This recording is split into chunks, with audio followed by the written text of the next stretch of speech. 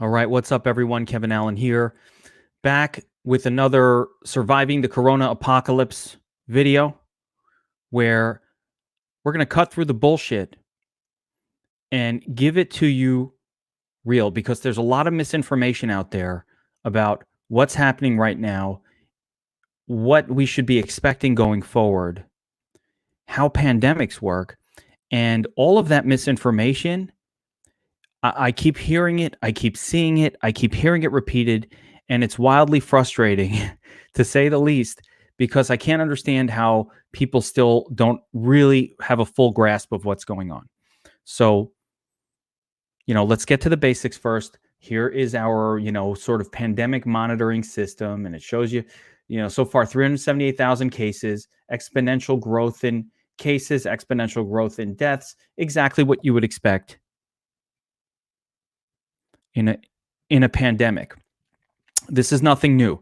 This is the 4th episode of the Surviving the Apocalypse series. The first one we did on March 6th, pretty much before any kind of shutdowns were happening. You were warned the shit to get ready, to get prepared. If you followed my Twitter feed, you were warned in February, get out of your stocks. Something bad is coming. We were monitoring all of it. So I hope that some of you had even more conviction to my words than even I did, because I wish I would have went short and just like really fucking believed in what I was saying. I was not even expecting this level of shutdown. It's unprecedented. And quite honestly, we're living through history right now.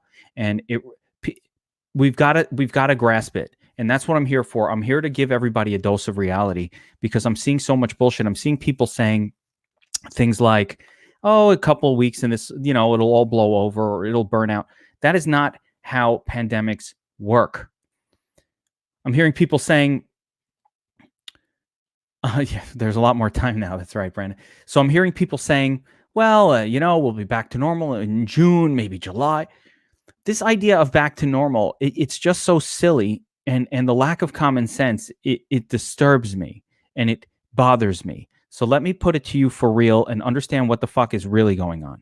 There's only two. What we're doing right now with quarantine, I'm shelter in place. I don't even want to go to walk with anybody. Like other families I know walking, like, we're not coming out. Why? I put a quarantine wall around my family household. That's how I'm getting through the shit. But here's the deal, and this is very, very important. People are misconstruing this idea that something will happen by June, or that some sort of quarantining or the shelter in place or the social distancing will burn out a pandemic. That is not how pandemics work. That's not how a virus like this works. There are two endgames here. One is herd immunity. The other is a vaccine. Okay, so let's talk about those two endgames to understand what it's going to take for this to pass. Because I'm still hearing from a lot of people, what? Wow, a couple of months, can't be longer than that. You're not getting it. It's not a couple of months. It's not a couple of weeks. So there's two schools of thought here. Essentially, what we're learning as more and more data is coming through, and this isn't the greatest data chart, but what we're learning is the hospitalization rates, the death rates are much, much worse as you get older. Doesn't mean younger folks can't get it, can't be hospitalized. I have a story.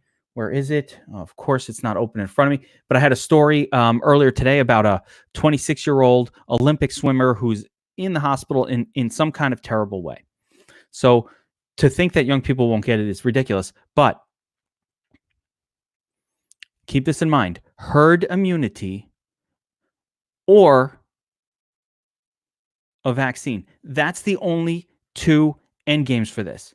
Now, people are talking about this treatment. I'm going to throw this up here. This, this drug treatment, this amoxicillin and some other malaria drug treatment. That is not a cure. And I want this to be, all right, let me put that bigger here. Let's get a little bigger. No one wants to see me. That's not a cure. So what you see here, a great early reserve drug, we're testing in. That's not a cure. What that is something you give to critical patients to hopefully stop them from dying. Okay? With that drug, you're still in the hospital for a long period of time. It doesn't cure anything. It just hopefully reduces the death rate. And there are scientific reasons why that drug might work. and it seems to be working, and lots of doctors are talking about it. That's great. Can keep less people dying. But that's not a cure. It's not even really a treatment. It's a treatment, but by the time you're taking that, because that medicine apparently has pretty intense side effects too. By the time you're taking that, you're already critically ill. So there's not that much of it. This is not the end game. The end game is herd immunity or a vaccine. Now, there's a lot of ways to consider this. Right now, we've got the entire economy of the United States shut down. It's scary, right? Small business is collapsing. The stock market is getting hammered, rightfully so, because the effect of a full shutdown of the economy is unprecedented. We've never seen anything like it economically. I've never seen anything like this. No one has. This is a historic event. I love Hamilton, and I listen to all the songs, and they talk in Hamilton. One of the biggest themes is we're watching history unfold before our eyes. I am not even going to show the comment from Semper, being the troll that you are. I am not going to show that on the screen. Herd immunity. So what was I saying? History is unfolding before our eyes. This is unprecedented. So understand that we're in a historic situation right now. Too many people think that, again, a couple months from now, this will blow over. That's just not how pandemics work. The whole point of the social distancing thing that we're doing now, stay home from work, shut down the subways, do all of that, is to ease the burden on the medical system. That's it. Now, picture a hospital. A hospital is pretty generally like 75% full as it is.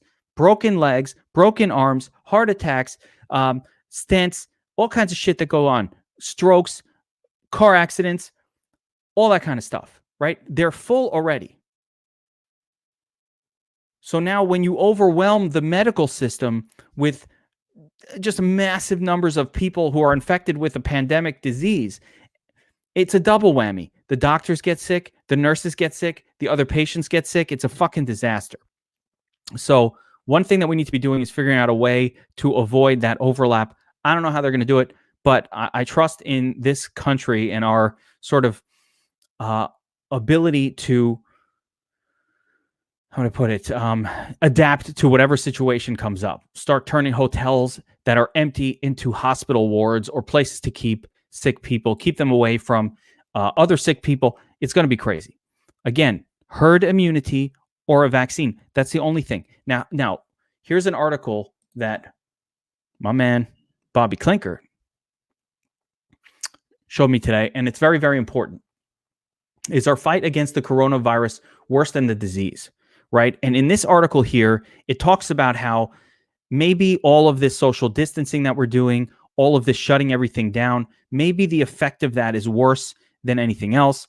Essentially, what it says here is either way, we need the herd immunity. So why destroy the economy along the way? Let's quarantine or separate from the most vulnerable people among us, the elderly, the sickly, all of that, people with pre-existing conditions, other issues that might cause them to die from this, and let life go on for the rest of people. Of course, keep your distance. Don't be stupid. Don't like have gatherings or anything, but, go back to work and do the basic things, right?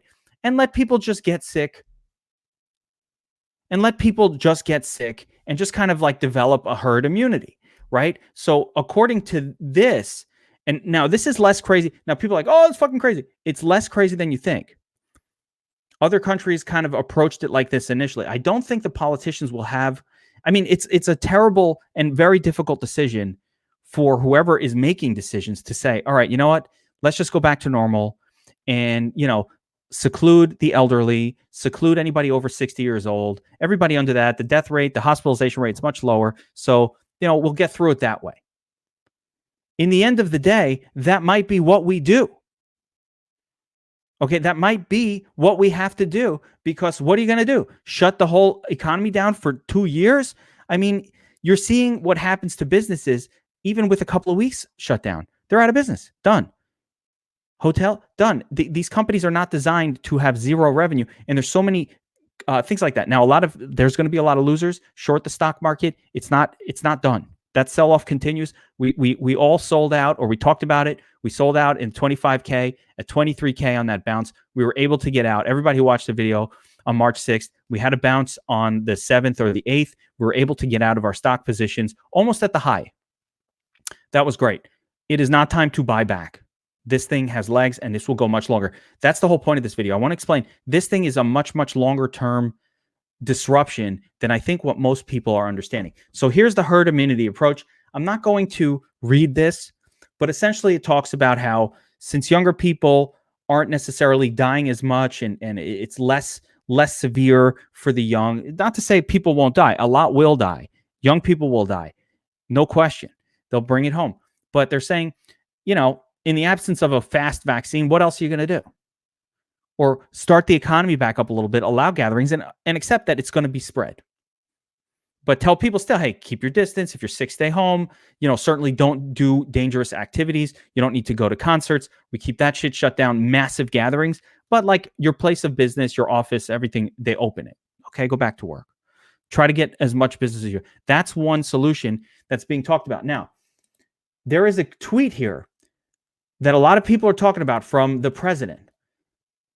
This came out last night, random. We cannot let the cure be worse than the problem. It says this is a cryptic tweet from last night, 11:50 p.m. We cannot let the cure be worse than the problem itself. At the end of the 15-day period, we will make a decision as to which way we want to go. What does this mean? Okay, what he's talking, everybody's like, what is this cryptic tweet? What he's talking about, I believe, because it's cryptic, is exactly what I just said. After 15 days, when I guarantee you, all of the quarantines in the world are not causing people to not mix with each other. Trust me, I just walked outside and I got people hanging out, going for walks together, hanging out, having coffee. Bye, I went over to my friend. Oh, no, I kept my distance. Bullshit. Humanity is not capable of following orders like that.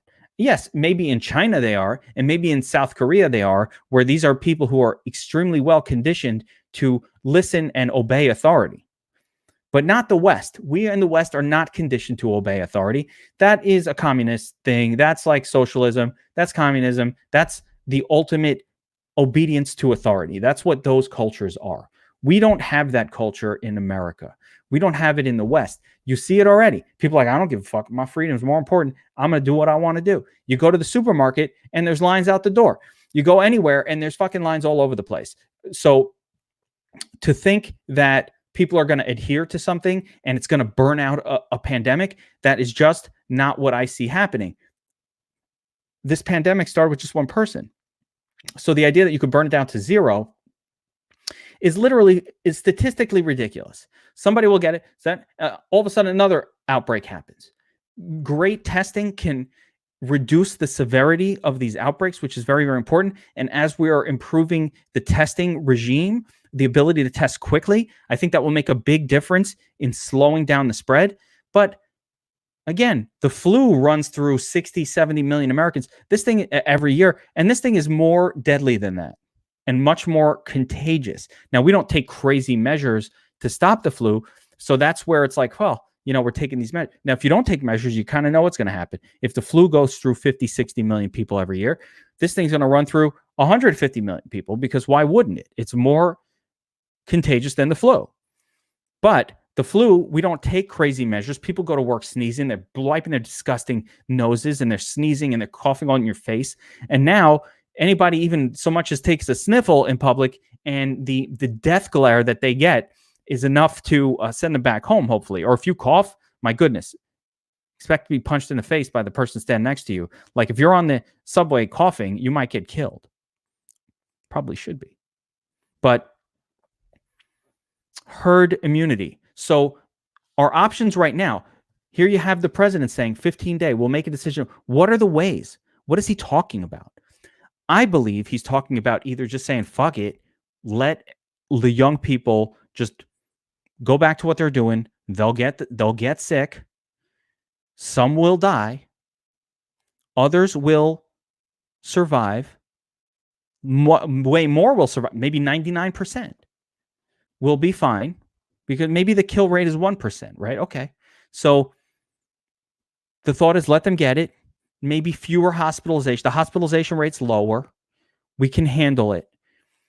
Again, the biggest deal that they're trying to manage right now with the social distancing isn't trying to burn out a disease. What they're trying to do is manage how many people are in the hospital at any given time, as so not to overwhelm the medical system. So there's no cure at the moment. This thing that they were talking about, that medicine, is not a cure. That is a treatment for the most critically ill that they have hopes for. Great.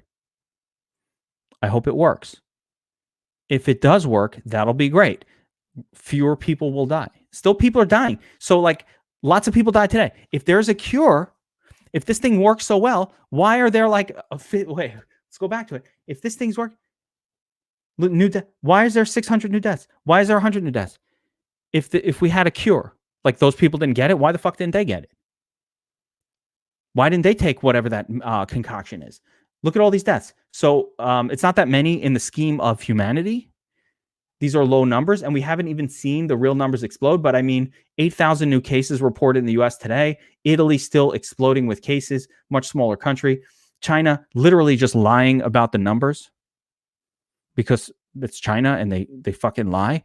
So you can't trust the damn thing they say. These countries all lie. So you can only really trust the numbers from Western countries. US, not really, even barely testing still. We're just getting the tests out there. So lots and lots of numbers are going to go up and explode.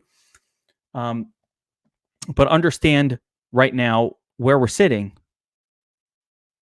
there's only two ways to go. Either continue with quarantine or do some lesser version of a quarantine. Different people, vulnerable people, ridiculous gatherings that are useless. Like, we don't need everybody packed into small places. But at the same time, maybe like other things will stay open, reopen businesses like your office. They're going to say, you know what? You work in an office with 20 people. What are you going to do? Go back to work, right? So there has to be some sort of give and take. Now, for our DFS people, what does this mean for sports? Man, I fucking hope that we can get sports back in some form. I don't think that we should have sports in front of packed stadiums of fans. But I do think that sports themselves should come back. There's no reason not to have basketball being played. Team can be tested. Coaches, people around the team can all be tested and deemed safe. Like, we treat it like the porn industry. Okay? You're about to film your next porn. Everybody get their STD tests. Okay? Because we're getting together. Now, the porn, they get together even tighter. They get together really tight. Taco says the golfers, Rusty. What are they doing? Aren't they playing golf right now? What are they doing? Why is there no golf? There's no reason for it. Start the golf back up. Start the golf back up. It's time. It's fine. Guys, you can take separate carts. No problem. Don't need spectators. So I hope that sports comes back for us. That's very important to me. DFS Army. We love our DFS. Markets. So I do hope, and I have hope, that sports will come back in the next few weeks. Markets. Do not expect a recovery anytime soon. Here's what I'm expecting. We've been working this market from the beginning. Here's what I expect going forward. People are still too optimistic about what is going on and what's going to happen. Okay? What I'm seeing is the opposite. Businesses being destroyed already. Nothing will save them. Certain types of hotels out of business. Lots of real estate type things dying. Anything to do with gatherings, restaurants, they're already getting killed. No turning back. The market itself, when that happens, when we have a shock like restaurants are coming back. Even if they reopen, they probably won't reopen restaurants. And if they do, it might be too little too late for a lot of them. So restaurants, scary. Even when you open, are people really going to just, oh, well, I'm going to the restaurant now. We were free. No. So even if in 15 days, Trump says, you know what, guys, we're going to shut down the ban. Go out and do your thing. A, the federal government could do what they want. Each state has their own rules. Okay. B, I'm still not going to a fucking restaurant. I'm sheltering in place. I don't give a fuck what this guy says. These assholes, if I listen to them, would I have prepared a month before? Would I have been selling stocks in February? Would I have loaded up my 2 freezers and fridges and all my shit and bought the fucking toilet paper in advance. Toilet paper. I didn't even want the toilet paper. I just saw people taking it. I'm like, I'll take some fucking toilet paper. Why are you taking toilet paper? Why aren't you taking food? No. Meat, that, no. Cans. Why aren't you taking cans? No. Toilet paper and water. The fuck is wrong with you? Why are you taking water? Water stops flowing? Anyway, don't get me started. Make me crazy. What to expect? Expect more down on the stock market. We've hit a level 18K on the Dow today. That was a support level, a major support level.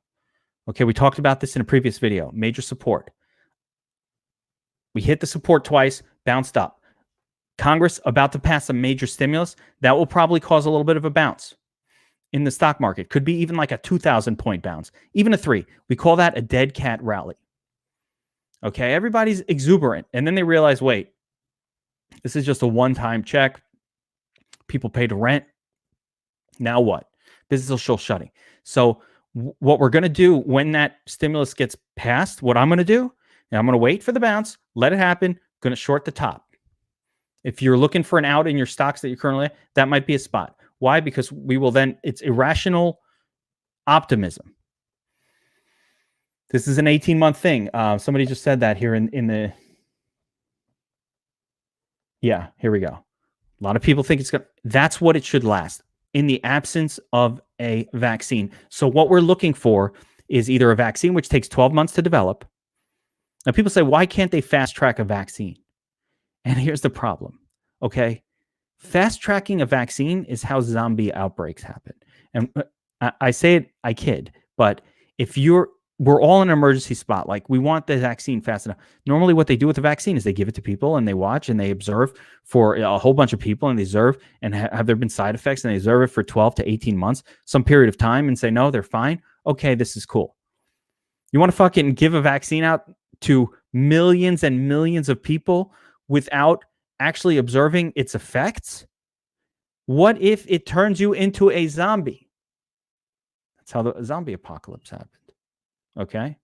Now, I'm not saying it's going to happen. I'm just saying, think about it. Forget the zombie part and just think about what if that has a terrible side effect and you end up killing millions of people or giving them a cancer or something poisoning, I don't know, with this idea for a vaccine. So they have to test vaccines. That's not around the corner. That's not going to happen. That's not going to happen.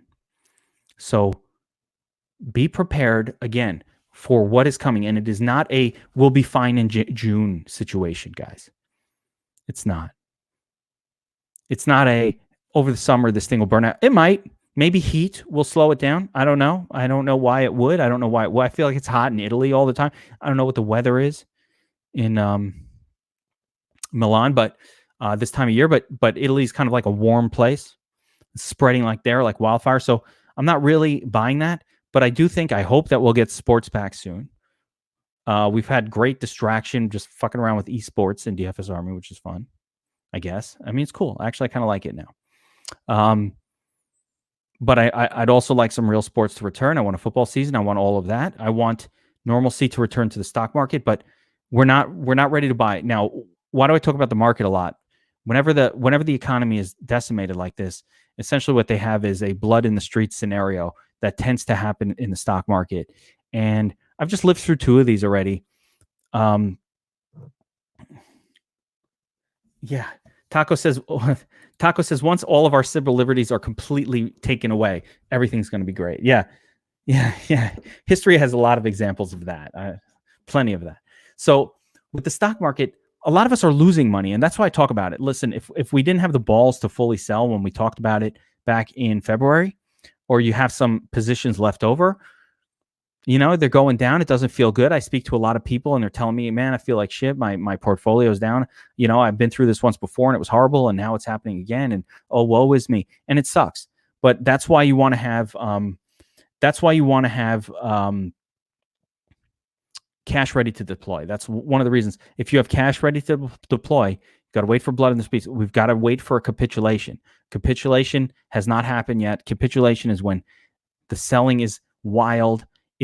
You think of a run on a bank when the selling is crazy. There's no buyers in sight. Things just drop irrationally low. So be ready for the capitulation. We're still weeks away because people haven't accepted the reality of what's going on. And until that is accepted, like I just heard a stock analyst guy today, like, well, I think that the lower earnings have been priced into the stock market. Yeah, you think they've been fucking priced in? You don't even know what bad earnings. Like 3 months from now, what we have today is going to look like, oh my God, why didn't I sell? Like after this rally, it could be like an, oh my God, why didn't I sell? It's down another 50%. So fair market, fair price, whatever, that's all bullshit. Things are not rational in the stock market during a panic-induced sell-off. It's not a rational thing. If we're at the rational fair value of the stock market, we need to get irrationally bad in order to really, really get back in. And the idea being, listen, we're not working. We're not making money right now. Our portfolio's down. You got to make some of that shit back and play it smarter than the herd. Don't be smarter than the herd. That's what you got to be. Be smarter than the herd. Yeah, Semp, you will get an ad in my channel only. That's where we talk about it. When I see the capitulation sell-off happening, trust me, those who have been hanging out in my channel are getting updates, and they will get that update as well. Will people act on it? I don't know. I never know. You know what I know? When I get your emails or your DMs later, like, dude, that fucking was awesome. You know, then I know. Like, no one ever says it publicly, but then you know. So, guys, that's it for this one. So the main points here, I wanted to cover this crazy tweet. Cannot let the cure be worse than the problem. Explain what I think that means, which I think it means in 15 days from now, they will make a decision. Either to continue this I believe they'll make the decision to continue the sort of social distancing another few weeks. But essentially, the fact that they're even starting to consider this other option means some point soon enough, we'll start to get we're going to relax these restrictions, let people go out, not because we've saved or figured out a cure or anything, but because at this point, people just need to keep getting sick. There's nothing else we can do. And I know that sucks, but people have to understand the reality of the situation that we're in. It's not going away in 2 months. Your fucking trip to wherever you're planning to vacation to in July is probably not happening. Okay? Your summer plans, going to have to change them. You have a wedding in May. You're hoping this will blow over. It's not going to. Reschedule the wedding. No one's coming. I'm not fucking going. I'm out. Sorry. And even when they do this restrictions thing, I believe that in my household that my wife, I believe she has a vulnerability, issues with pneumonia and stuff like that, and bronchitis issues. There's no chance I will continue to maintain my distance. I don't care what the fuck they say. They say go back out. That's a choice that people are going to make. That's not a choice I'm going to make. So, and if you're following it, you do what you got to do. But I'm telling you what I do. That's all I ever do. Tell you what I do. So, guys, I'm going to wrap it up here. When anything new comes out, I'll be back with another one of these. I like relaying this information. There's too much lack of common sense out there, and it bothers me. Have fucking common sense. It's a pandemic. Don't be stupid. Don't go out. Maintain distance. Don't hang out with friends. Don't social circle. Keep your family. Build a wall around it. Build that wall. Or do the opposite. Go out. Say, fuck it. I'm going to get it. Going to be part of the herd. Hope I don't, you want to do that? Go out and do that too. I don't give a shit what you do. Once they allow the gatherings. Right now, stay home. Do the right thing. But we'll stay on top of this. Be prepared. Be aware. Eyes wide open. And, we'll get through this together. And before I hate the fucking simulation games. I'm not playing them. Hang on. Now we're talking. I fucking hate the simulation game. I'm not playing. I like esports. It's been cool. I'm not doing the simulation. I like Survivor DFS. I like that because I love Survivor. I ain't watching fucking simulated games and betting on that shit. No, it's a step too far. Now, one last thing I want to mention before I get out of here. The real heroes, and history is watching us right now. The real heroes are the medical workers who are going to be overworked, insane for the next 18 months. They are like the soldiers in World War II at this point, putting their lives at risk every day. God bless them. If you could do anything nice today, a pizzeria by my house said, we're going to send pizzas to the local 2 hospitals. Okay. And anybody can donate $10. We'll send 2 pizzas for your $10 donation. And I just want to say, I sent some money. And then what was amazing, I sent money because I'm like, 2 pizzas for $10. Fuck yeah. I want to help these people out. They're awesome, right? Nurses, doctors, amazing. So nurses from other hospitals saying, hey, how about us? It became like this huge thing. It's beautiful. I hope that people go, please do stuff like that. If you're watching this, do stuff like that in your neighborhood. See if you can organize something nice. And let's not forget about these people. They are going to be hammered. They're working crazy hours. There's not enough nursing as it is. It's crazy. We have a fucked up medical system. We don't have enough nursing capacity without a pandemic. So I can only imagine what's happening. Send them things, nice wishes, buy them a fucking pizza, whatever we can do for these first responders, for medical professionals, let's do that. And let's support one another. If your neighbor doesn't have toilet paper and you got a lot of it, offer. It's the least we can do. So, guys, that's it for now. I'll be back next time. Questions at @FootballGeek. I'm talking about this in DFS Army Slack. Of course, on my Twitter feed at @FootballGeek. Questions, comments, want to talk, want to share. Been on this since day one. Been on this early. Been following it close. Everybody else can too, but the perspective is clear here, and I think too many people are underselling what's going on. So stay safe, stay apart, and we'll get through this together.